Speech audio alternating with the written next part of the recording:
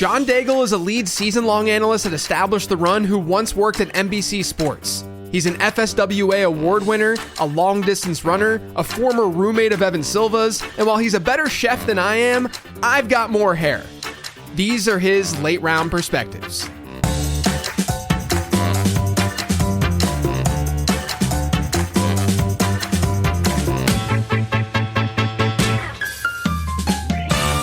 This episode is sponsored by Underdog Fantasy. There's no better place to play best ball than at Underdog. There are leagues starting all the time, and you can choose whether you want to do a slow draft or a fast one when entering one of those leagues. And you don't just have to play Best Ball Mania to play best ball at Underdog. There's a wide variety of contests to choose from. You can even check out Underdog's other games as well, like Pick'em. Right now, you can get in on the action with a deposit offer and free copy of the late round draft guide just by signing up and depositing. Just head to UnderdogFantasy.com or download the Underdog app. When you sign up, use promo code LATEROUND and make a deposit for a deposit offer and a free copy of the late round draft guide. That guide will then be emailed to you when it launches on July 1st. Again, that's promo code LATEROUND. Now back to the show. I can host if you would like to step back for a change, since you have a lot going on now. You're becoming a best ball bro. You're having candid conversations. That's more my lane. Just talk about life on fantasy football. But look at you. You're expanding. I'm trying to, man. You know, people need their hour-long plus shows in the podcast feed. You know, I've been doing the 20-minute shows for so long. It's nice to change things up a little bit. Never forget that I'm the one who texted you a couple years ago asking why aren't you doing more video? And here you are now adding a plethora of video, probably too much, honestly. Look, whenever I went out on my own, there were people emailing me and they're like, hey, you know that you could be on YouTube too. And I'm like, yeah, I understand that. Like, I get that. I can only I know it exists. Yeah. Yeah. I can only do so much, running the show on my own. But yeah, I mean, now that I've got some help from my co-host, Rich Ryan, who's helping me with becoming a best ball bro. He does a lot of the video editing for the YouTube channel as well. And now that I have a format like this, where it's a lot more conducive for YouTube, the late round podcast, what people don't fully get and grasp is it's just really difficult to sort of transfer that from being the podcast that it is and then putting it up on YouTube, especially in season, because in season, to get that show out at 6 a.m. every, Tuesday through Friday, to get out at 6 a.m., I'm re-recording things based on especially because there's news that happens during the week, but especially 15 transactions I do after, or I do on Monday for Tuesday, but then there's a Monday night game that happens, right? And so I'd have to re-record stuff and redo the video. At least with something like this, it's a lot easier to get out. And if there's some information that changes from a Thursday to Friday, which isn't usually that frequent, and I also just openly tell people that we're recording it on a Thursday, so the Thursday night game might influence some things. But that's the main reason why the actual Legacy Late Round podcast hasn't gone on YouTube in that same way. Our job confuses probably everyone in our lives, so much so that I no longer even try to explain what we do. Yeah. But I think the most confused everyone is all the time is based on the schedule you just said, because everyone can't even comprehend that I literally can't attend football games. It's not even not that I want to, but it's not even in the realm of possibilities if I wanted to, because my job is to hard life, I know, but to sit on the couch, take notes, and watch football. It's not possible. So yes, like you, from Sunday to Thursday morning, it pretty much is where I just cannot breathe at all. Yeah, right. In season is just a different beast. I mean, right now, I've been going nuts just because of the draft guide. So, but that's only a brief period. It's a 3-4 week period where there's just a ton of work in June for me. And part of that is just procrastination to some degree too. But in season, I'm always shocked whenever I see a fellow fantasy analyst going to games. I'm like, how are you doing that? What is your content schedule early week? Because everyone, we need a sweeping change in the fantasy space. I know that this happens in a lot of leagues where waivers are Wednesday or Thursday as opposed to, are on Thursday as opposed to Tuesday to Wednesday, right? And a lot of the default platforms that people use in the big platforms like an ESPN and a Yahoo, a lot of those waivers run on Tuesday night. And so it forces us as analysts. I know that we're like pseudo complaining, right? We're not actually complaining about this being walking the fine line. Yeah, right. I mean, this isn't a real complaint, but it does truncate your week in a way to make sure that you got to get everything that happened that previous week essentially done on Monday and Tuesday, because people need that information for their waivers that are going to run on Tuesday. And then, you get that Wednesday day where people are still going to be running waivers, but you start to transition a little bit more into the following week. But yeah, that's just how it goes with the weekly cycle that we run. You'll appreciate this quick Hill story. And that is that the one time a couple years ago, I got to get away. Week 17, and as everyone knows, week 18, a little more brief in content, still same quality, but brief just because we have no idea who is going to play. And so I happened to be in Cincinnati visiting a friend, and he had friends at ESPN who gave us tickets to a football game. And I thought, week 17, prime time, I can go to this football game. Like, I actually have less work, more so than throughout the regular season, throughout the year. And that game, if you haven't picked up just yet, was the Bills at Bengals, primetime football, the Damar Hamlin game. And I have not been to a live football game since. I think I'm still haunted to this day. Yeah, you probably should just stop going to football games if that's your... Correct. And going out on that game would be epic in a bad way, but still like, a monumental, huge moment that we can fortunately look back on and say that Damar Hamlin's, okay. But that's a crazy game to be at as you're like, because I used to go to NFL games all the time. Like I went growing up to tons and tons of Steelers games. I haven't been able to go to a ton here in Charlotte, only mostly like early season or like preseason games and stuff. Not that you want to either right now. Yeah, I mean, like I don't really want to support Tepper either at this point, right? But yeah, I mean, like it's really strange how my football viewing has really shifted, like live football viewing has really shifted to college, which I'm not as passionate about in terms of just the sport, but I'm a big Pitt fan, obviously being a Pitt grad. And so I was able to go to the ACC championship when Kenny Pickett had the fake slide and stuff like that. Like I'm able to at least go to some of those events. But yeah, the NFL live stuff, man, that's just not part of my life anymore. I applaud you for hanging on to somewhat of being a fan of the Steelers, because throughout the years, doing this like you at a lesser spectrum for, over a decade now, I've just lost my passion for the Cowboys growing up. Now I genuinely just cheer for players to get paid. Like the running back conversations, don't care. I don't participate at all. I'm just happy when someone gets paid. I honestly, like, you and I have been friends for a really long time. I think it's the first time I realized that you were a Cowboys fan, to be honest. Yeah, exactly. I didn't even realize. Usually the accent makes people assume that I'm a Cowboys fan. I grew up with them, obviously being from the area, but no, not anymore, man. There is admittedly a little childlike joy whenever they're good, but newsflash, they haven't been good in 30 years, so it doesn't matter. Yeah, I mean, look, for the record, like back in my late teens, I talked about this on shows before, but like back in my late teens, a Steelers loss would literally ruin my week, right? It was over. Like unfortunately they were like pretty good throughout my childhood and into my adult life and stuff like that.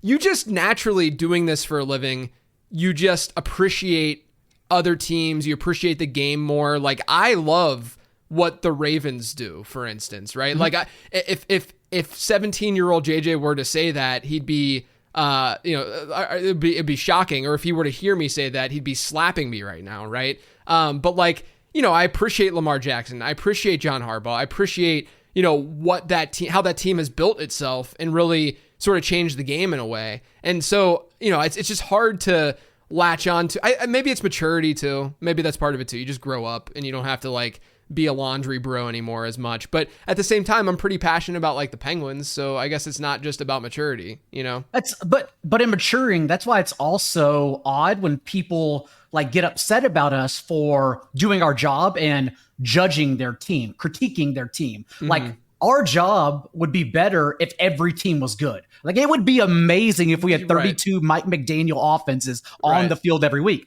Like there would be no downside to this, but instead we get Arthur Smith and some others every week instead. Yeah. All right, we got to dig into the actual show here and the Sure. actual show sheet instead of just talking about whatever the heck we want to talk about. But I have a feeling that this is one of those shows, because you and I are buddies, like that we might go longer than a standard perspective show. But we'll see how this all goes down. By the way, you're the second person in about a month and a half, because we had what does D-Bro refer himself to in regards to you? What is the Ugly John Daigle, which that would assume that John Daigle thinks he's attractive, but that's not the case at all. So I'm not sure where he gets that from outside of the expo and everyone walking up to him because we are bald and bearded and just having the bias that he was John Daigle. When oddly enough, and maybe it's I don't have a single tattoo, let alone an awesome tattoo sleeve like D-Bro does. Yeah. But I never got compared to Derek Brown one time. Yeah. So D-Bro brought up the infamous carpool ride from last expo. Yeah. Where you, Mr. Daigle, Absolutely. You were feeling it in the car, but also you were probably the number one screamer at the ambiance in the mess that was going on in that car, for the record.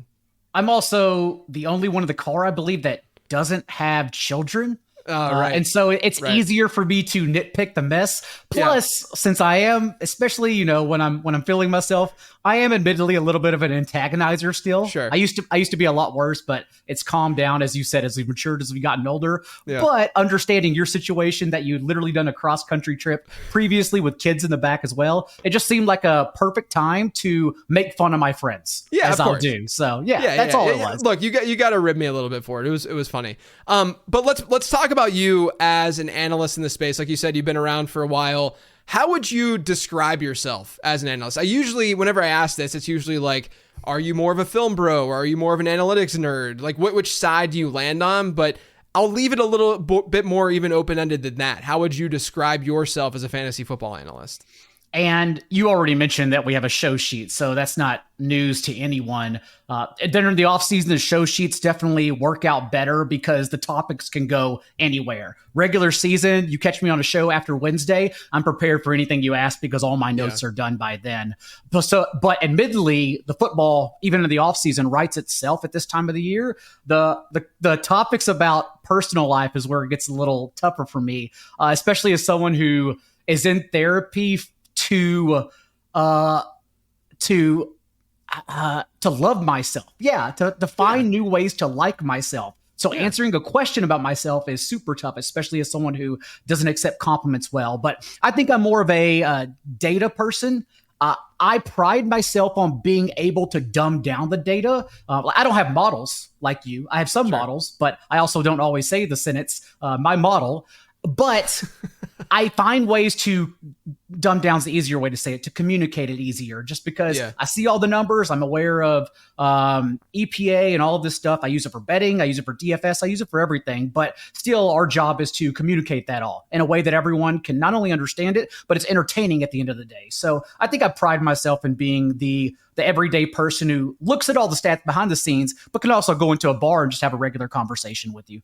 Yeah, look, we need good communicators in the space for sure. I think one of the big problems with especially the data versus film, it's stupid. Like the whole argument and all of that is really, really dumb, because it's should be hand in hand. It should be a thing that there is no skeleton key. Yeah, right. There shouldn't be this separation. It's just a very easy way to sort of dissect the two groups, right, and sort of group them up together. I think part of the problem and why a film person might hate on a data person and vice versa is because of communication, is because data people will often come about things in a way where they are acting like they're on their high horse, but they don't realize that they're totally acting in that way. I'm sure I've done it in the past, and it's not intentional by any means. And then film people are the same way, they'll throw out these random comments of well, your box score is not going to show this and stuff like that. And without necessarily fully understanding and seeing the greater picture. And so I do think that it's important to have,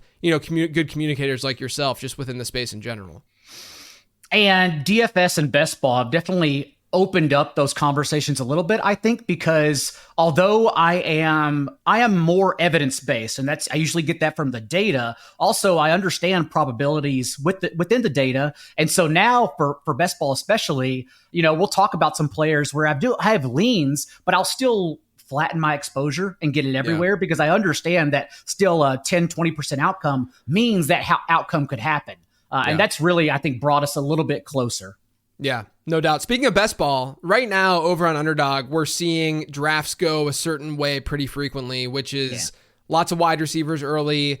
I mean, if someone that has never played best ball and has only been playing season long walked into an Underdog room, they would be shocked when they see some of these wide receivers like let's say Keenan Allen, Hollywood Brown, Terry McLaurin, like that tier, going ahead oftentimes of like the RB10 in drafts, right? Like we're talking guys in the wide receiver 35 to 40 range, often going ahead of top 10 running backs, which is not something that we ever see in a typical season-long draft. Now, with that being said, we're going, and we are already approaching, getting very close to, season-long draft season, if you will, in home league season, and people drafting, in their office leagues. And my question to you is, what do you think is going to be sort of the biggest difference between those two formats?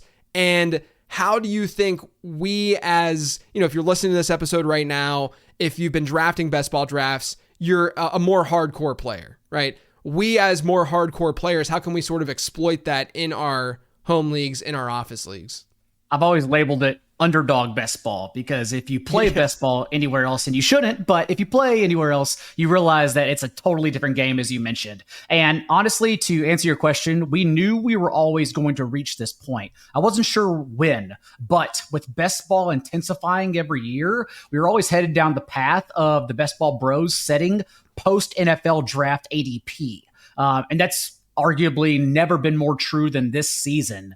If you look at current redraft ADP from the major host sites, ESPN, Yahoo, etc., wherever you play, there are player landmines everywhere, right? Saquon Barkley being, I dub him as last year's Josh Jacobs for being the most obvious red flag in the first round. And there's lots of other more micro takes there. But Underdog in particular has created this game in half PPR, oddly enough, where everyone is then racing, as you said, to grab 4 wide receivers within the first 6-7 rounds. And that's not going to be the case at all in home leagues. Everyone is going to pile on the big money contract RBs like Saquon Barkley, Derrick Henry, Josh Jacobs, the list goes on. So it's going to open the door for more, in my opinion, immaculate running back builds, like immaculate anchor and hero RB strategies, whether it's one of the big 3 you start with and Christian McCaffrey, Breece Hall, Bijan Robinson, or if you're just waiting until the second, third round turn, opening your draft with just one running back to lean on between Devon Achane and Kyron Williams. I don't even hate Derrick Henry, honestly, just because the structure of the Ravens offense, although we love Lamar Jackson, they keep saying they're going to pass more. It's never going to change with that type of player. We have, 7 years of evidence now to show that. So I think that's going to be one of the biggest changes from best ball to home leagues when everyone opens up. It's just going to be the fact that we are piling on wide receivers and Underdog, but those options of wide receivers are actually going to be much more stronger, because I think we're going to get second and third round guys and even the fourth and fifth round potentially in home leagues. Yeah, I think it's going to be one of those things where it's very, like, I think part of the reason why the running back dead zone exists every year is not just so much that those players, those like mid to low end RB2s just naturally bust. It's also from an opportunity cost standpoint, people panic, right? It's that when these like bell cow backs, and let's just throw Derrick Henry in there, when you get those like top 8 or 9 guys and they dry up and there's no one else there, then people start forcing the issue because they know that they need to fulfill that lineup requirement of getting that other running back. And oftentimes they're then reaching for that player, right? I think that there's some guys who could go in either direction this year when you get into like the low end RB1 range, maybe even into the high end RB2 range. But to me, there's like, a guy like Ramondre Stevenson, a guy like Zamir White, like those are players. And it would be great if you even disagreed with me later whenever we talk about some players. But, those types of players seem like at surface level, seem like dead zone type running backs. And they're naturally going to get drafted higher in home leagues where the opportunity cost then becomes a lot greater. And so I think going from Underdog to these season-long leagues, it's very, very important to practice patience at the running back position in particular, where, you're going to feel this need because you're so used to like Najee Harris going in round 8 or 9, right? After doing drafts on Underdog, he's probably going to be like a 4th round pick once, like, he was like a 3rd rounder, let's say last year. He's probably going to be like a 4th, maybe 5th, maybe 6th in some leagues type pick, where you're going to feel this need that you need to get him because things are drying up. But I do think that maybe a more 0 RB build in certain formats, of course, if it's a standard league or something like that, or you're only needing to start 2 wide receivers, what have you, it's a little bit different. But I do think that it's going to force the masses to accept, you said anchor RB, which I think hero RB, anchor RB is an approach that's timeless. Like, it's going to work almost every single year, regardless of the environment, regardless of the market. 0 RB, you could argue that too, to some degree. I just think that there are years and situations and leagues where it's just a lot easier to go 0 RB. And I think people, the general consensus is what I'm talking to here. It's not even necessarily the people listening to this right now, but I'm talking about, your neighbor who just starts looking at fantasy football stuff in August. That neighbor might end up being a little bit more accepting of 0 RB because of these dynamics that we're talking about, going from best ball to redraft or to season long, because I think naturally there's going to be some stuff from these best ball leagues that start to seep into and transfer over into season long a little bit more. You mentioned ambiguous backfields. That's a huge one because not only do a lot of these backfields have new coaching changes as well that we can target, we're also deciding with new coaches who's going to be the red zone back or the guy used inside the 10-yard line. It's like Austin Eckler, how he was egregiously used under Anthony Lynn for so long. You need that touchdown equity to really uncork your ceiling. And so those are the kind of guys we're looking for. I'm glad you mentioned, we'll talk about Zamir White. Don't worry, I got some takes on him later. Okay. But I'm glad you mentioned Ramondre because I feel like I haven't gotten to draft Antonio Gibson since his rookie year. He's always been overpriced based on how Ron Rivera has treated him. But it seems like a really good bounce back situation for him, again, given an ambiguous backfield and the fact that Ramondre hasn't been a workhorse himself. And he's now in that dead zone range. Yeah. Let's talk about some ambiguous backfields really quick because I think that, like you said, like I'm sort of saying here, these backfields, number one, these are where a lot of the league winning running backs will stem from, at least in the middle rounds. My draft guide's coming out on July 1st. I've done the research on the running back position. I've done all my game theory research at this point. I'm just writing up sort of my players to target, avoid, that kind of stuff. But one of the most glaring things, has been a very glaring thing for years, is that in the middle rounds, ambiguous backfields. So I'm talking about players who, middle round running backs, which I define as RB25 to RB42. Those middle round running backs who either have a teammate in the middle rounds with them or a teammate that's being drafted a little bit ahead of them in the RB2 range, right? Where there's no ambiguity would be when there is a clear-cut RB1, so top 12 running back on a team. We saw that for years and years and years in Cleveland with Nick Chubb and Kareem Hunt.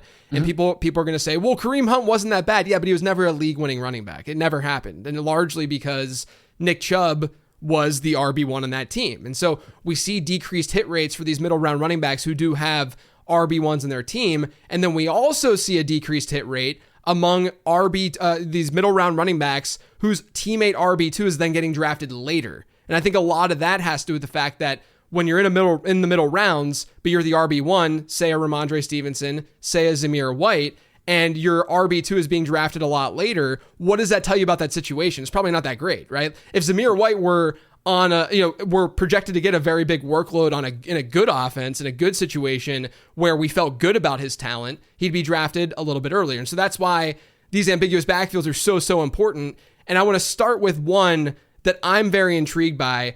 I had some discussions with Mike Leone earlier this offseason a little bit about the Tennessee backfield, just in a text, because I know that ETR, you guys work together on your rankings to sort of have some of the best rankings that you could possibly find out there. And I knew that ETR was higher on Pollard, so I was picking Leone's brain a little bit about it because I think that Spears and Pollard are kind of interchangeable. And so I want to see where you're at. We're seeing Spears inch closer and closer to Pollard in best ball drafts. They're about a round apart now. They were more like 2 to 3 rounds apart earlier, maybe even like a month ago. But I'm curious, are you firmly on team Pollard, firmly on team Spears, or are you just getting the guy who falls out of the two? I'm literally getting both. Let me step back and say that I'm still on a quest to get our Slack conversations onto content somehow, because there are a lot of arguments that happen behind the scenes. Even on social media now, there's a meme going around where Leone says it's not that simple, Daigle, and that's kind of the answer to everything when we're yelling at each other. Is it's not that simple, Daigle. But for me, this is a big one where we were higher on our rankings between the two. As you said, they're inching closer. But the good thing is, since we unveiled tiers for the first time ever at Establish the Run, I had a big hand in those. I wrote everything for those just because that's how I draft across sites. Yeah. With the tiers, that allows me to fudge it a little bit and then put Pollard and Spears in the same tier. Right. Thus saying, I think one or the other could easily outscore the other. And that's where I'm at right now. Spears in particular, the 6th highest target share among all running backs last year. Pollard quietly had the same usage as Travis Etienne, but no one would know since he wasn't scoring touchdowns like Etienne, who was just falling into the end zone. So at least we know, although he was efficient, Pollard was still getting the workload. And that's kind of what we're asking ourselves, again, going back to what I mentioned earlier, is which one is going to get the touchdown equity usage? And I think it just could come and go, honestly, especially for this offense that I'm definitely taking shots on, given what Brian Callahan has told us throughout the offseason. The most guaranteed money sunk into a single wide receiver in free agency, drafted a left tackle to protect Will Levis's blind side at number 7 overall. Tony Pollard, like everyone forgets, although Josh Jacobs, Henry, Barkley got the big contracts, the first and second running backs on the open market to sign immediately once tampering was open was DeAndre Swift and Tony Pollard. They were targeted, I believe, for their pass catching specialties. So I admittedly don't have a lean. Pollard's target share as well. I mentioned Spears' earlier. Pollard's has increased every season in the league. I think they're just both good at what they do. The hits are probably going to come and go, which is much tougher for season long. I understand. But honestly, I consider them interchangeable and one and the same like you. Yeah, it's interesting too. A lot of the market trends that I'm looking at for these middle round backs suggests that second-year backs are better than most other subgroups, and backs that are past their 5th year in the league are typically worse bets than backs who were in their first 5 years in the league, right? And you also want pass catchers, and technically Tajay Spears looked a little bit better from a volume standpoint as a pass catcher last year than Pollard did, right? So there's so many things that make me lean Pollard. I think if you were to pick one of those two guys that could hypothetically capture the backfield, would you probably say it's Pollard of the two that would become a true bell cow in league? Because personally, I never thought that Spears coming out as a prospect, and you can read the prospect guide from last year to see my notes about Spears. I never thought that Spears was going to be a true bell cow back. I thought he was going to be a really good complement in the league, right? And then when you look at Pollard, he was kind of that for years with Zeke, but we at least know, based on last year, a little bit before that, the year before that, we've at least seen it a little bit with Pollard, and he's a little bit bulkier than Spears would be. So I do think that hypothetically, Pollard probably has more of that bell cow upside than Spears does. But to me, I don't see a player in this backfield necessarily emerging based on talent. I see a player emerging probably more so based on injury. Would you agree with that? Agree.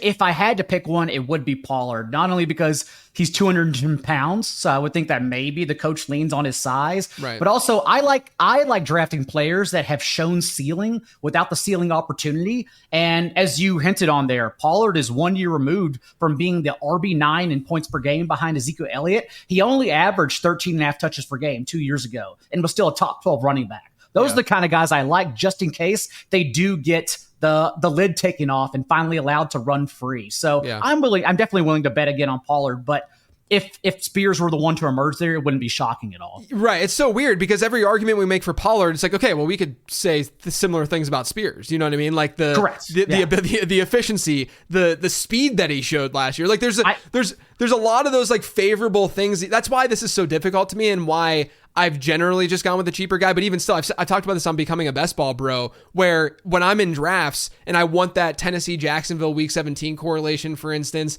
I'm often just getting Pollard because he's getting drafted ahead of Spears, right? And I don't want to risk not being able to get either of them. So I'm just okay, sure, I'll get some Pollard. So my exposure, despite the fact that I like Spears more as a value, my exposure between the two guys is actually pretty even right now.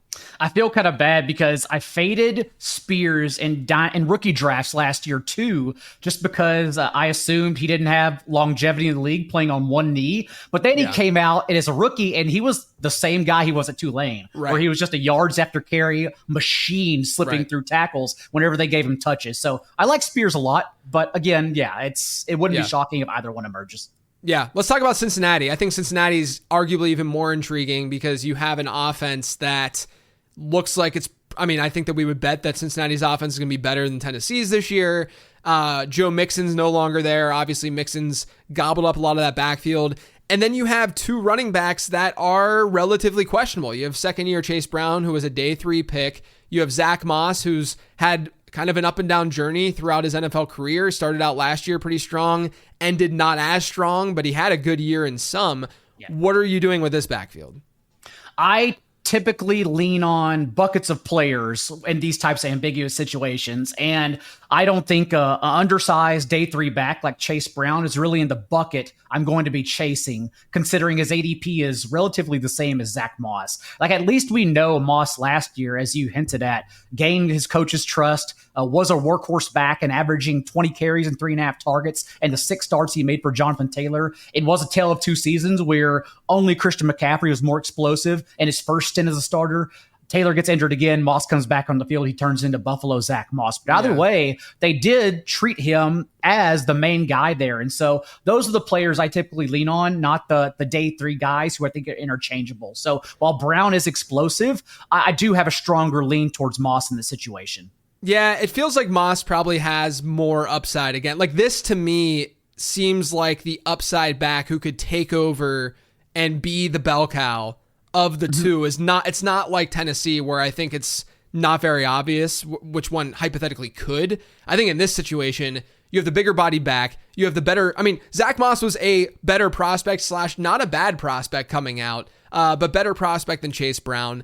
I don't mind throwing darts at Chase Brown. Like, I've gotten Chase Brown plenty because I do think this is more of a best ball stance. I do think that in best ball, you could see a situation where Zach Moss is out for a game or two. Chase Brown's the bell cow just in that short period of time, and he can be fine in that scenario.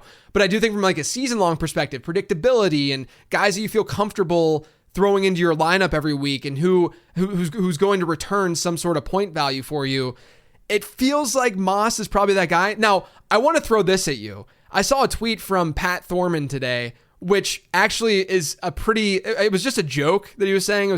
It was along the lines of the Bengals backfield getting muddied when Samaje Perine joins it after he's cut by Denver. Now, it doesn't have to be specific, and this is just all obviously speculation of the Broncos backfield being hefty with tons and tons of running backs. Samaje Perine is a cut candidate, and obviously Perine has a history in Cincinnati, getting work in Cincinnati.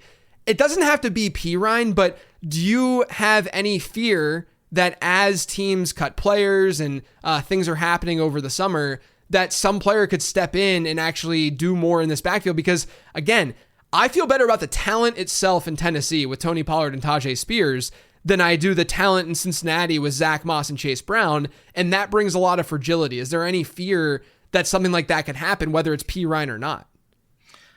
There is a little bit of fear, but I'm admittedly not targeting that situation as one with fear. And I do draft a little bit of Samaje Perine just in case he is cut. We're all trying to find the guy who's cut and ends up in Dallas. That's really the key here, since we don't think Daigle and Ezekiel Elliott will be the only two by week 1 in that backfield. But right now, I'm not targeting Zach Moss as if someone's coming in to take his job. I'm just assuming it's going to be only Chase Brown, just because we've seen these situations. Like last year, whenever it was Jahmyr Gibbs and David Montgomery, everyone drafted Gibbs higher, which was correct, but only because they kept on saying, well, what if Montgomery gets injured? But it works both ways. Even when Gibbs was out last year, Montgomery was the only workhorse. So it could be the same thing here with this situation. Also for Perine, it couldn't be the Bengals. It could also be anywhere else. So yeah, I'm not I haven't honestly thought about it. This is what best ball does, by the way. As you're becoming a best ball bro, you start thinking 4 levels deep into this stuff that you wouldn't even touch in season-long leagues. Yeah. Look, I thought the Thorman tweet was pretty smart, though, and I was honestly, I had 5 seconds of immense fear looking at my exposure of Chase Brown and Zach Moss, thinking, man, a guy like Pirine who can kind of do it all, like he's been a pass catcher and an efficient pass catcher at times. He's just a solid back. A guy like Pirine could hypothetically step in and not necessarily have like amazing standalone value, but definitely hurt the other guys in that offense. And it's not like we feel amazingly great about the depth on that team / the actual starters and those 2 running backs we're talking about in Moss and Brown. So at least a thought for people to think about is don't forget that a backfield, not many, it's not going to be like an astounding number of backfields, but what we feel right now in June can very easily be flipped and changed. And I love the connections that Thorman made with that tweet and going to Cincinnati, so I had to at least bring it up because we're talking about it. Now, speaking of Pirine, his team, Denver. A hot topic right now is Javonte Williams. It feels like the fantasy community has been talking about him a lot recently, at least from what I've seen on my timeline. How are you handling that Broncos backfield? Because you have Javonte Williams, you've got Jaleel McLaughlin, you have Audric Estime stepping up, you have Watson now stepping in and being a UDFA for them. I mean, they have a lot of running backs there, and none of them are like overly expensive in drafts right now. So are you attacking Javonte? Are you attacking Jaleel? Are you ignoring them because they have a rookie quarterback? What are you doing with that backfield? I've been targeting Jaleel McLaughlin above all, but also because I'm a sucker for late round pass catching running backs, just because they have multiple outs to get there as we're tacking them on as our RB4s and 5. Javonte's an interesting subject because he is on the final year of his contract. He wasn't part of Sean Payton's regime that drafted him, so he could be overlooked. Also, it seems, for whatever it's worth, in June, seems like Payton has found himself another pet project in Blake Watson, undrafted free agent at running back 2.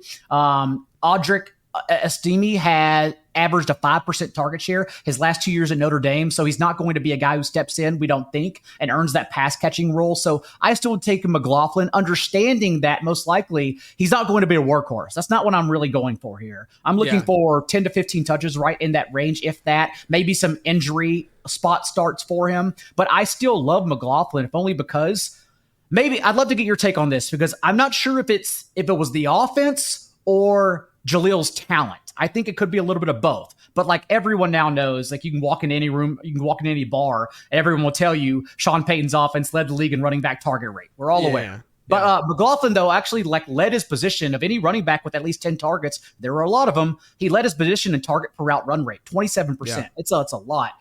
Maybe that was his specific pass catching role. Maybe it's because he was really good. Like he's the poor man's Austin Eckler, where he's just slippery anytime you get him the ball. So I like his talent. I like his role within the offense and thinking it could expand. Where do you stand on it? Yeah, no, I'm with you. I think McLaughlin's been a nice get sort of all offseason, in these best ball drafts. And I think his dynasty price has been attractive as well. I mean, he was, in some of my dynasty leagues that don't have any sort of transactions in season. And so you just kind of wait until rookie drafts happen. And so any out of nowhere player like McLaughlin was last year is then in that rookie draft pool. And he was in some of them because no one was picking him up at the beginning of last year, right? We were waiting to see sort of what that would look like. And so I was able to even get him in rookie drafts this year because of that. And he was going way later than I ever expected him to go in those drafts. But regardless, I mean, I think that what's interesting is Estime to me is sort of the insurance for Javonte, which is, this is the last year of his contract, as you noted. Estime, not a pass catcher, was never a pass catcher at Notre Dame. Didn't have a good profile there, but definitely a bigger body guy. He's younger too.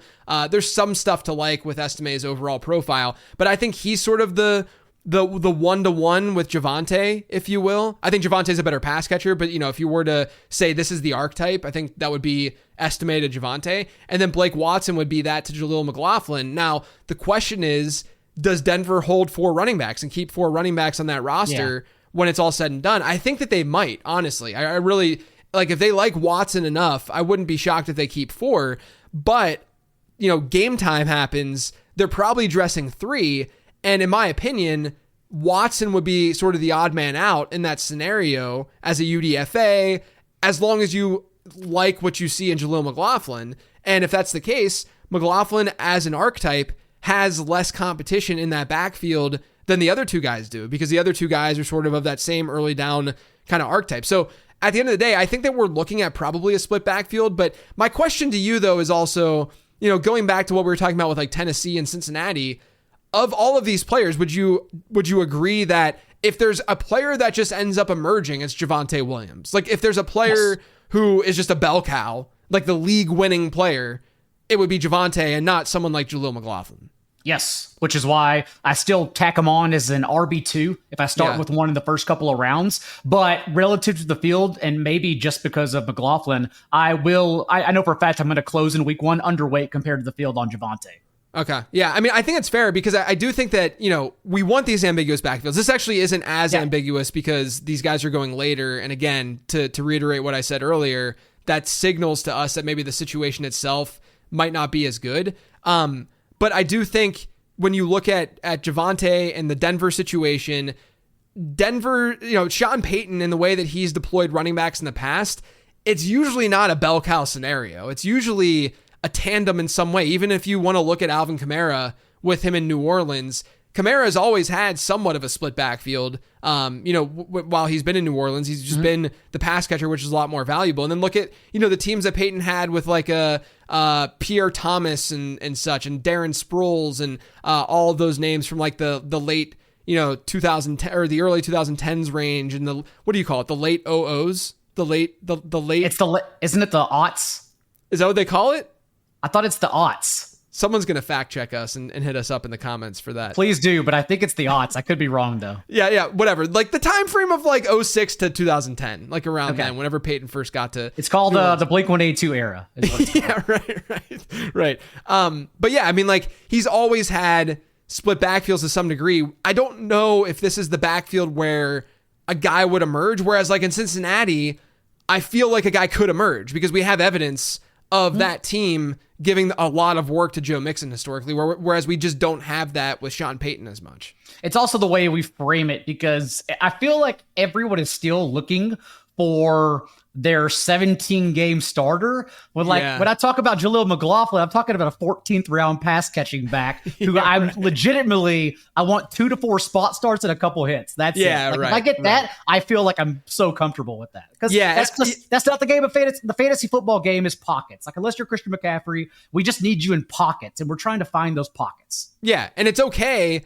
Even in season long with a McLaughlin type player who you get as an RB4, he's sitting on your bench. Maybe you have an injury a week a week or two in or something like that, and you just need a semi high floor PPR back. It's okay to throw him in your RB2 spot. Like you're not like I do get a little bit irritated, and this is kind of a tangent. I do get a little bit irritated when fantasy analysts are like, and I've been guilty of it at times too, but they're like, what's that guy really doing for your team? What's Jaleel McLaughlin really going to bring to the table in your lineup? Because, his spike, the most PPR points per game that he's going to, like a realistic 17 game PPR points per game rate for Jaleel McLaughlin is probably like 12 to 14 max. Like realistically, like if we're being genuine about it. But number one, I think that there are instances where we could see those spiked weeks where he could break it. Why can't he break a big run or break a big pass that he catches and just take it 80 yards to the house? And all of a sudden, okay, he's a top 15 running back, top 10 running back that week only because of that one play. But also, from a predictability standpoint, when you're actually managing your roster week in and week out, having a high floor option that could still break one of those big plays, to me, is okay when you're getting him in the freaking 14th round. Especially because that's when we're trying to find the ceiling players. The opposite end of that spectrum that I still think is fine for pockets, that is falling in home league ADP, at least right now, is James Conner, where I'm not looking for a 17-game starter, but I can absolutely plug James Conner in. A running back who had 5 consecutive top 12 finishes before he got injured last year. I can be high on him and Trey Benson. I'm okay with both of them. Yeah. Let's talk about Pittsburgh real quick, and then we're going to move on to some other positions. But Pittsburgh, Arthur Smith there, Russell Wilson looking like the probable starter at least week 1. I think there's been a lot of hope with Justin Fields more than anything else by the fantasy community that he ends up starting and playing a lot. I haven't really bought into that. Like I think Russ actually works decently well within this offense, or could hypothetically work in this offense, not to be like a fantasy stud, but to at least be a competent quarterback for Arthur Smith and what the Steelers want to do, which is run the ball a lot of play action, a lot of down the field passes. But with that running the ball a lot, we're going to see two things happen. We're going to see a lot of running back touches on the ground, but we also have a history of potentially seeing a lot of targets going to these two guys, Jaylen Warren and Najee Harris. Is there a player of the two that you strongly prefer, or is this more so sort of how you're viewing Tennessee? Maybe I should ask you, is this a Cincinnati situation for you where you're favoring Zach Moss, or is this a Tennessee situation for you where you could really go either way? I thought I would be more in on Jaylen Warren, but honestly, again, going back to flattening my exposures in best ball and season long, I think there will be a wide margin, like probably 2 or 3 rounds between Najee and Jaylen Warren. Yeah. But in best ball right now, they literally go back to back. You have your pick on the clock every single time. And so I'm just differentiating between the two. We know Arthur Smith is going to come in and give RB touches, and that's for an offense that already combined for over 500 RB touches between Najee and Jaylen Warren last year. But even on the limited game, Warren's role did expand post-bye, but even like on his limited touches, he was awesome. 12th in success rate among every running back to have at least 100 carries. I still think Najee will get, as we talked about earlier, that touchdown equity, the inside the 10 role, just for being the bigger back with a higher draft capital. But I still want pieces of both since Warren is so explosive. So I don't lean either way. I think I'm going to come out slightly more overweight on Warren, but I do admittedly still take Najee as my RB2 at times. Yeah, I wouldn't be surprised from my perspective, because I think what you said is completely correct. And I just did a mock draft right before we started recording. It's so boring, though, to say, because I know everyone wants like the hot take, and it's like, I don't know, man. I take both. Literally, I take both. Yeah, no, but I think what you said about the difference in sort of circling back to what we talked about at the start of the show, the difference between best ball and season long. I just did a mock draft before we started recording this, and I got Jaylen Warren, I think, like 2 or 3 rounds after where Najee Harris was drafted, right? And you're not going to see that gap nearly as great on Underdog in these best ball drafts. You'll see Jaylen Warren go ahead of Najee at times, right? And my exposure as a result has actually been greater on the Najee side so far than the Warren side, because the gap is just non-existent over there on Underdog. Whereas I think my exposure will be a lot stronger in season long and managed leagues with Jaylen Warren, who I do think probably has a little bit better pass catching upside than Harris does, because of the lower cost, right? If he's going to go 2 or 3 rounds later than Najee Harris, and maybe I would prefer Harris 60% of the time, it's not that dramatic, then I'm going to get Warren at the decreased price in season long and maybe just lean Najee. When I say lean, I'm probably at like 12% exposure to 10% exposure. It's not like a dramatic difference, but I do think that could be the way that you people are. You have become head. A true best ball bro, noting your 12%, 10% exposures. Yeah, I mean, I look at it. I definitely peep my exposures probably once every couple of days. It is fun though. Like you and I doing this, and there are several others who write for home leagues as well as like higher stakes. But I think our off season, which there is no off season anymore, but I think the season now is segmented proportionally throughout the year, because like by the time I get tired of talking about exposures and like ambiguous backfields and player takes, then the Wild West of home leagues comes in. Yeah. And it's just a totally different scene out there. Yeah. It's a Cormac McCarthy post-apocalyptic world where yes, like Zamir White's a 3rd, 4th round pick, and it just writes itself basically from all the work we've done before. But that is a huge difference, is noting the home league from the best ball stuff. Yeah, and I'll tell you what, and maybe this is a teaser / way to promote my draft guide a little bit, but even looking at like Fantasy Pros rankings right now, which are season-long based, it's not best ball based, I find myself disagreeing with a lot. And I don't feel that way most seasons. Maybe it's because I've been best ball broing it harder this year than in previous seasons, and so I'm really in tune with ADP and where guys generally go. But I do feel like this could be one of those years where I'm just disagreeing with other analysts or, other advice that people are hearing, more than what I typically do, which is really fun and should make more entertaining content. But I do wonder how much of that is being influenced by what's going on in best ball and how that's going to then transfer over to season long. Well, come join the ETR Slack where I keep yelling at Levitin the Jets won't win 10.5 games. Yeah, we got all the fights you won over there. There you go. Let's move on to quarterback really quick, because right now in drafts, what I'm noticing is, you get these like elite rushers and these elite mobile guys that you can get early-ish. Yeah. I shouldn't say early as in like first couple rounds, but like, in best ball, it's like round late 3 into round 6. And then, you get a pocket of pocket passers, maybe Kyler Murray aside. And then you get to these late round quarterbacks where there doesn't seem to be, maybe we could throw Jaden Daniels in here, but definitely not an underdog because he goes earlier in underdog. But, you can shout out Jaden Daniels. It's fine. But there just doesn't seem to be an obvious go-to late round quarterback this season, whereas it feels like we've had some in the past and almost every single year. But this year it seems like the market's just really, really efficient at quarterback. So my question is, are there any late round quarterbacks this year that you're sort of buying into more than the market is? That I'm buying into? Probably not, but that I'm drafting? Sure, yeah. There are a couple. The obvious one is Will Levis, just for all the reasons I mentioned, taking a shot on an offense I believe will be literally an entirely different universe from what they've been with Derrick Henry under Brian Callahan now. So I think it's worth taking that chance. And then the other one that I think people are somewhat catching on to, but there's a real chance Bo Nix is a 17-game starter. I don't know what kind of upside, if any, the Broncos offense has, honestly. But I learned my lesson from Justin Herbert not to overvaluate quarterbacks coming in, especially ones like Nix and Herbert, who were above-average athletes who were forced to engineer their offense. And Bo Nix, I believe that's why he had the third most screen passes of last year, was because he was just engineering the Oregon Ducks offense. Not only that, but Jackson Powers Johnson, their starting center, got drafted on night 1. Beyond that, they didn't have another player, Bucky Irving, Troy Franklin. They didn't have another player go until round 3 or day 3. So I assume that Nix is the reason why the Oregon offense was so potent. Given that he could, again, start 17 games, all he has to do is beat out Jared Stidham. I do like Bo Nix. I don't know about 2 QB builds. That may be too fragile for me, but absolutely in 3 quarterback builds, start with Jamar Chase, round it out with some late Broncos like Troy Franklin and Nix to get the week 17 correlation. I've been doing that quite a bit.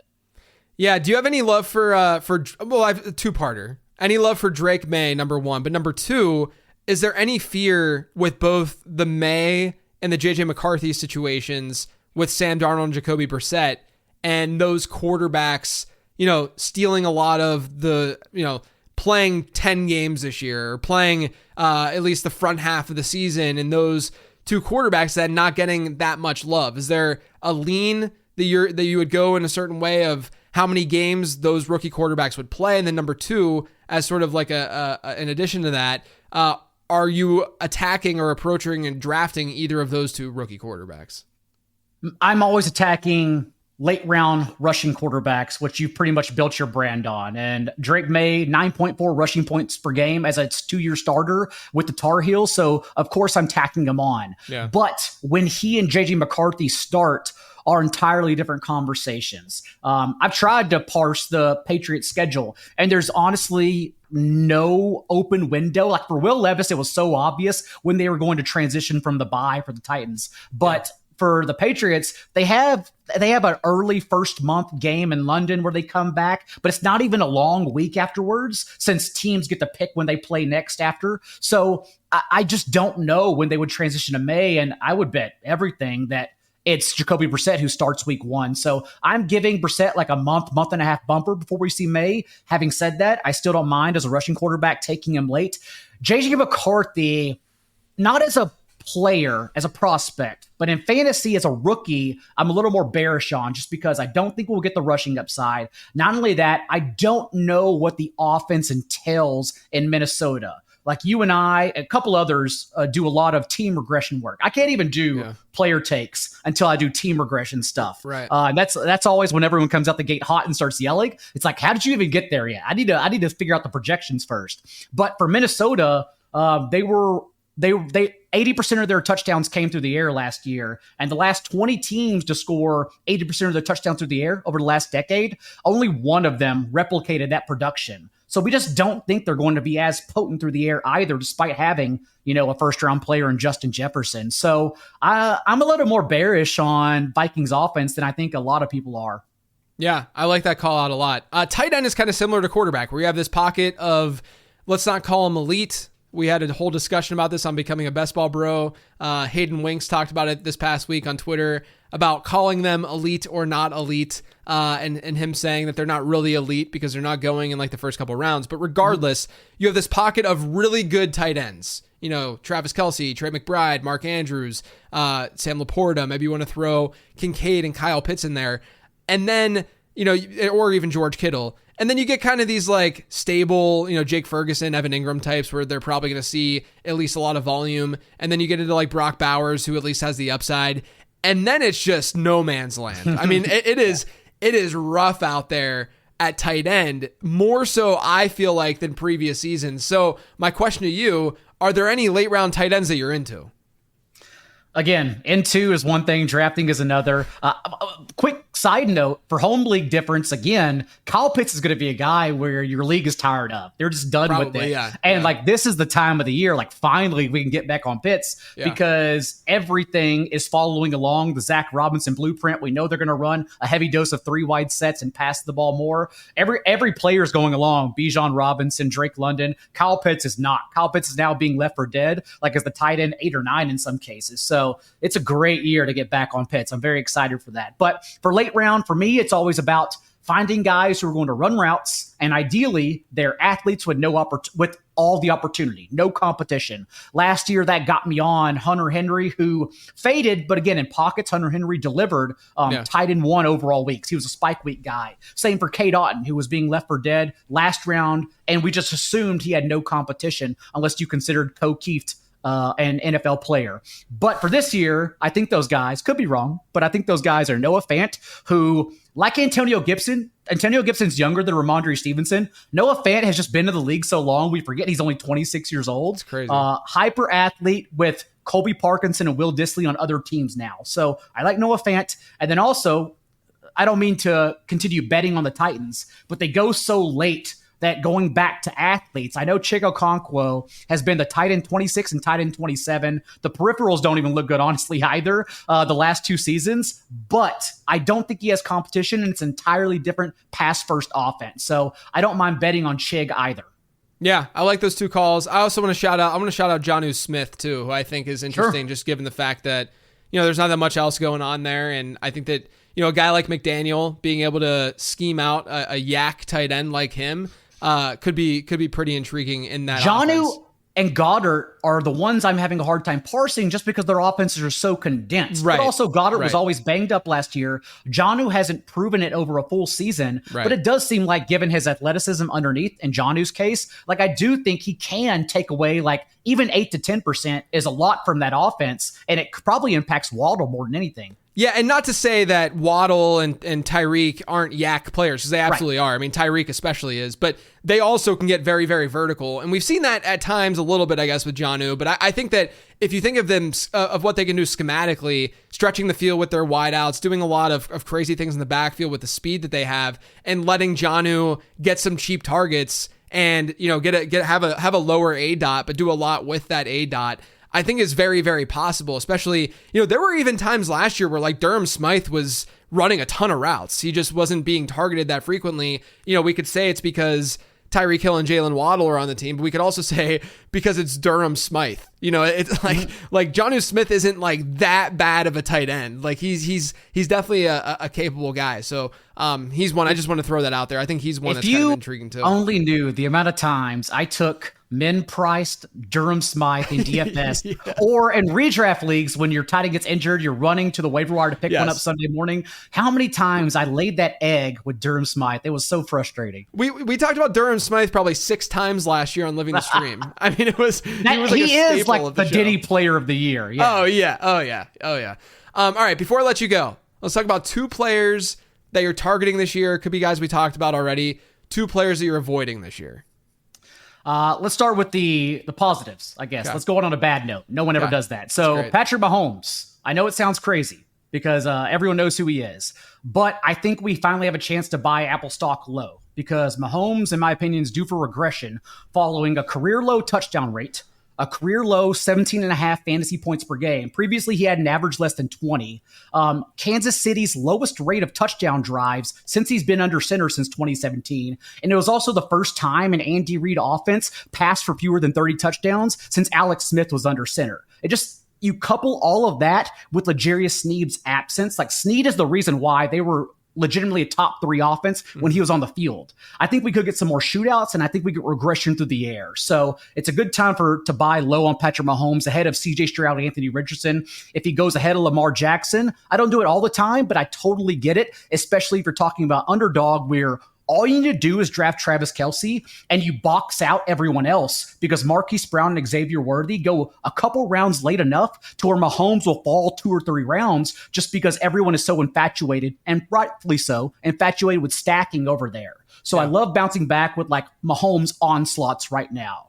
I'm also in on Devon Achane because a lot of like my reasoning for Josh Jacobs, who I'll talk about in a second, but I don't draft Josh Jacobs because if you're making the contractual argument for running back a workhorse, you can just wait and then you can get a Joe Mixon or someone else in that range. We talked about some others along the way. Devon Achane is kind of like waiting on Jahmyr Gibbs, like not using the number 12 overall in Gibbs and just waiting to the second, third round turn for a player who breaks the game of fantasy football. Like, Achane only played 9 games and he finished with 23 carries of 10 plus yards. James Cook, for reference, finished second to Christian McCaffrey on the entire year with 33 carries of 10 yards, just 10 more. So Achane, regardless if he gets more work or not, and I'm not sure if he does, I believe he will, I'm not sure. Yeah. He's already shown he wins your leagues at his current role. Right. And again, I target guys later on who perhaps can grow into a larger role, but have already shown the ceiling. So those are my 2 positives. I'm the host now. Any thoughts? I agree. The Achane thing, when I first built projections in April, I looked at Achane, I'm like, oh man, he looks like RB16 or something like that, right? In projections, like he didn't look as strong. And then I started to buy into him more and more. And then I had a conversation with Pat Kerrane about him. And it really made me realize how obvious of a pick he is.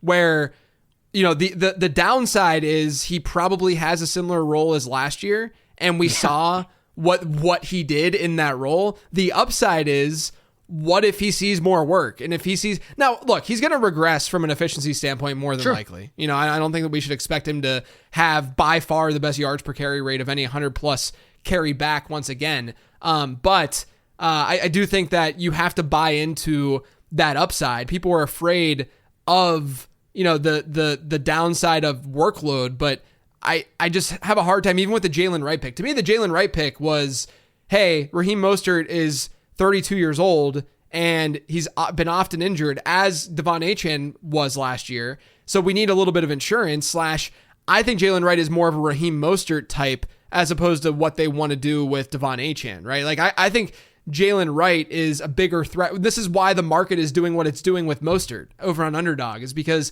the market understands that Jalen Wright more than likely is going to dig more into Mostert's role than Achane's role versus what Mostert did last year, right? So I like that call of Achane quite a bit.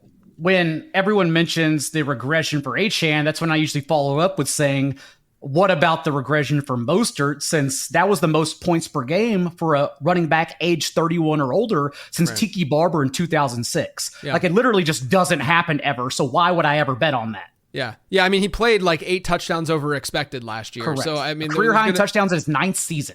Yeah, wow. Right. I mean, it's just hard to bet on that kind of archetype. And then with Mahomes, last year was the first time that like they had by far their lowest touchdown total as an offense. And to simply say like, oh, this is the way it's going to be for the Chiefs moving forward, I think is just silly, because it's the greatest quarterback talent that we've arguably ever seen.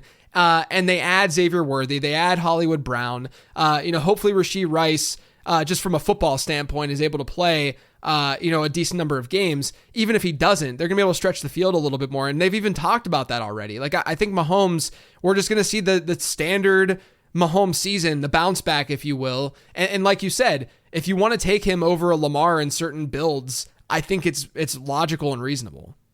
Mahomes in the last 3 seasons has outscored in points per game Jalen Hurts, Josh Allen, and Lamar Jackson at some time. He's the greatest quarterback of all time. He's already showed without the rushing floor, he still gets it done. Yeah. Like, my big stands this year will be, I don't know if CJ Stroud has that in his bag. Like where CJ Stroud's being drafted, he has to win MVP to pay that off. And he can. He's amazing. But like CJ Stroud's my QB6, and that's frowned upon heavily because everyone's taking him over Mahomes. And I think that's a pretty egregious call.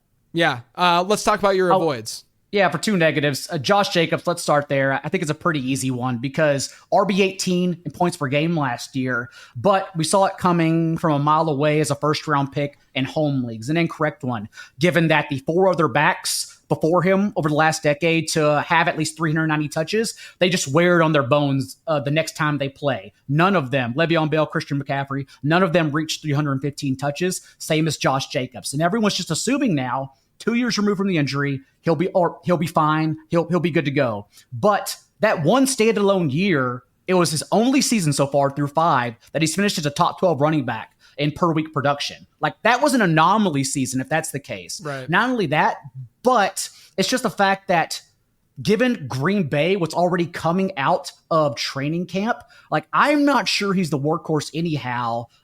They showed us last year they don't mind sprinkling in other guys. Perhaps Marshawn Lloyd is that player this year. So I'm pretty low on Josh Jacobs given where he's going. Yeah, I like that call. I've been talking about this with Jacobs all offseason. Basically when he signed with Green Bay, where I just don't understand the market's allure and love for him. Matt LaFleur has a history of splitting backfields dating back to his time in Tennessee with Derrick Henry and Dion Lewis. Now, I've heard the rebuttal to that saying that this was before Derrick Henry became Derrick Henry, which is totally fair.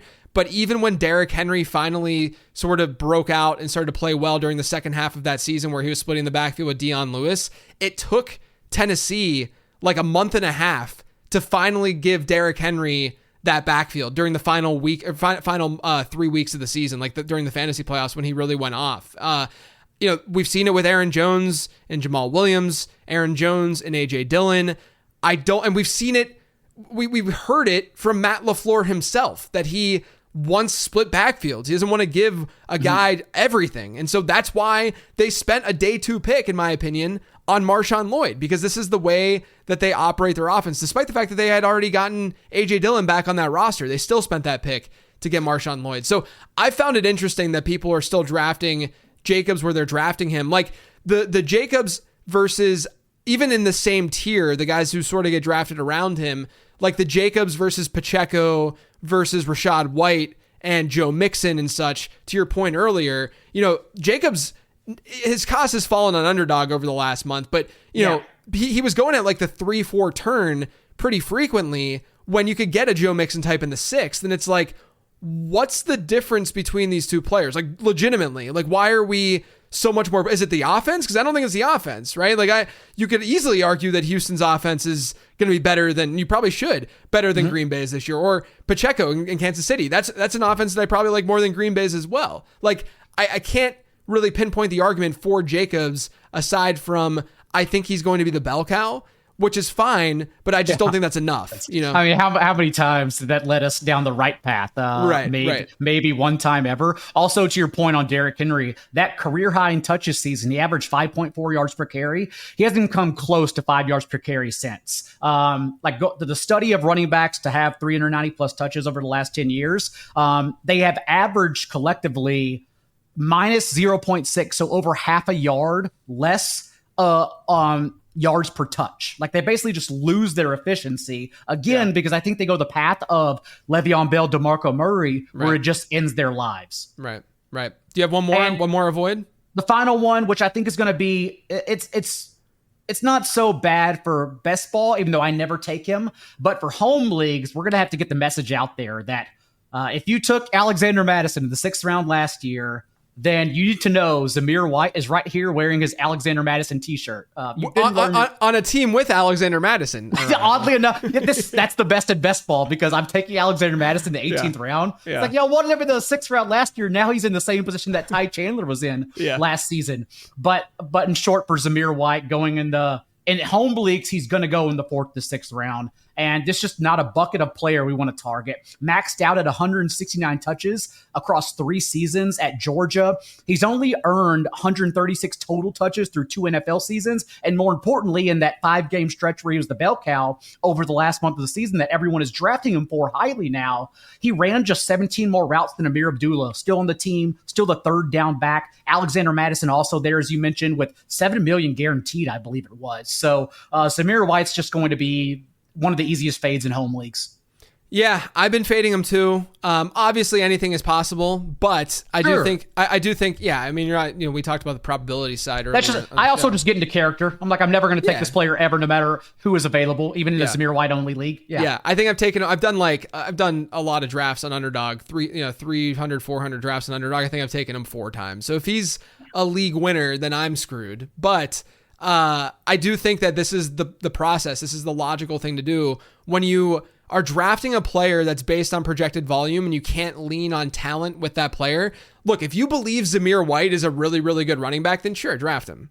Like if you think that he's a potential stud as a player, as a talent, sure, go after him. But I think there's a lot of evidence suggesting that might not be the case. And at the very least, if you think that he's an early down back, which I do think is fine, I don't know if he has the pass catching chops, because every destination since college, because he played with James Cook a little bit at Georgia. Hopefully I'm recalling that properly. But he plays college, is not the pass catcher there. Then he goes to the Raiders, where obviously Josh Jacobs was there. But even last year down the stretch, his target share per game rate was still under 10%. And you need that 10% mark essentially, unless you're Derek freaking Henry, to be a very viable RB1 option. And this is an area of the draft. This is not Jaleel McLaughlin 14th round, where it's okay if McLaughlin's like a low end RB2 or a high end RB3 and you're profiting off of it. If you're drafting an RB2 or a low end RB2 even, you want RB1 upside. I just don't know if that RB1 upside is there for Zamir White. Which is also why it's a round or two earlier, and we didn't even really touch on it.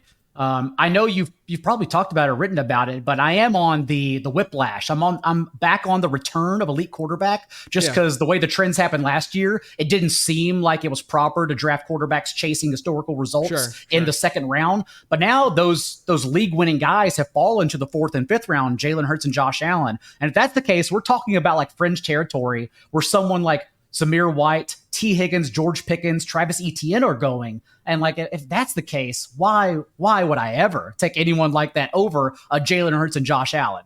Yeah, exactly. Like, that's a season-long choice you're going to have to make this year. Absolutely. Are you going to get? I mean, maybe at the very least, you're probably going to have to make the decision with the elite tight ends, right? The higher end tight ends, because people love quarterbacks in season-long leagues. So maybe we'll see a Josh Allen in a lot of leagues go in like the early second or something like that. But the tight end situation, those tight ends are going later than the upper part of the tight end position is going later than we've seen basically over the last decade. Like we haven't seen this much ambiguity at tight end. So your opportunity cost, that's the other thing with the running back dead zone this year, is number one, like I said in the late round podcast episode, that dead zone exists in every draft. It's just the opportunity cost equation that changes, right? The mid to low end RB2s, they exist in every draft. It's just that it's easier to take those guys on when they're 8th round picks as opposed to 3rd round picks, right? But now when they are 3rd to 5th round picks, that opportunity cost isn't just the wide receivers that you're drafting there, which has typically been the case. Now you get like really good quarterbacks and really good tight ends that actually do matter when they haven't mattered as much historically, right? Because in the past it was, okay, we're waiting on quarterback, or we're getting an elite tight end, or we're just waiting on tight end, right? So quarterback wasn't even part of our discussion in the early rounds, even in that round 4, round 5 range. Tight end, you really shouldn't have been worrying about them either, because Rob Gronkowski and Travis Kelce were going in the 1st and 2nd round, and even Mark Andrews in the 2nd. And then it was really just the wide receivers that you were worried about in the running back dead zone from an opportunity cost standpoint. Now it's quarterback, tight end, and wide receiver. It's all 3 of the positions that really matter. It's just another reason why, if these guys really do rise and go in that area of the draft in your season-long leagues, which I think we both expect, it's just another reason why they're bad bets. It's reminiscent of just 2 years ago, whenever never forget, Jalen Hurts was being drafted right next to Chase Edmonds, and people were actually debating. It's what one breaks the game of fantasy football, the other may be a top 10 option. Maybe. I don't know. Yeah, it's so true. Just remember, everyone drafts last year's results. The first step in any research, everyone drafts last year. Yes, there's a very, very common theme throughout this year's draft guide about the market being reactive. And we're seeing that happen a lot at the tight end position in particular this year at the top, which I think is going to be really interesting. And we're also seeing it with wide receivers and running backs a bit, where you can make the argument that you want to zig when others zag with wide receivers. The difference is the running back position kind of sucks just in general. Like there's not like if there were like 12 running backs that I felt really, really good about, right? I only feel really, really good about maybe 3 or 4 of them, right? Because you get, and I'll throw even like Achane in there as saying I feel really good about him at cost at least, right? Whereas Jonathan Taylor, you can make the argument of the mobile quarterback, maybe not as much touchdown equity and not as much receiving work. Same exact argument against Saquon Barkley. Kyron Williams, you get Blake Corum, and you might see a decreased workload there. Derrick Henry's older. Like, you go down the list and there are red flags for every. I wish that wasn't the case, because if that wasn't the case, it would be a very easy year to zig while others zag and start RB. But the problem is we just don't have many running backs that you feel that confident about. And even in my Achane or Kyron RB start in the first 3 rounds with like a first round running back, even then, like you just said, I'll tell you like the downside of Kyron and Achane. It's pretty simple, but I'll still do it just because like once Derrick Henry's off the board, my brain literally shuts off. I do not click the RB tab at all until we get to like Ty Chandler. It's like, okay, now I can start tacking on these guys who may have a ceiling. Yeah, exactly. Daigle, man, it was great chatting with you as usual. Let everyone know where they can find you, what you're working on, all that good stuff. EstablishToRun.com. You may have heard of it. Just had a phone call with Evan Silva that you also may have heard of. And we just decided like how we're going to begin rolling out the draft kit package for everyone, splitting team previews, positional tiers, expanding his top 150 this year, plus a lot more. So excited to get working on that in the coming weeks. And by July, that'll be rolling out for everyone. And I will actually be having another ETR member on Becoming a Best Ball Bro next week in Mr. Mike Leone. So that'll be. I'm sorry. Yeah, I know. Two of my pals, though. I mean, I love everyone at ETR, but 2 of my pals, back-to-back shows. I was talking to my wife about this yesterday. I'm like, it's hilarious that my job is to sit on a podcast and talk to my friends.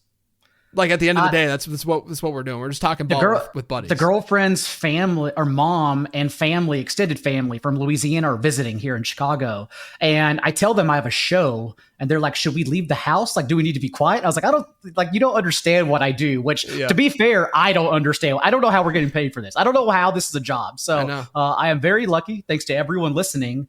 And just remind Leone that sometimes it is that simple. Okay, I will do that. As usual, you can pre-order the draft guide over on lateround.com, and make sure you sign up over on Underdog, promo code LateRound. If you don't want to buy the draft guide and you haven't signed up on Underdog, make a deposit, use promo code LateRound. You will get a free draft guide emailed to your email inbox on July 1st when that launches. So check that out, underdogfantasy.com, promo code LateRound. Otherwise, everyone, thank you for tuning in.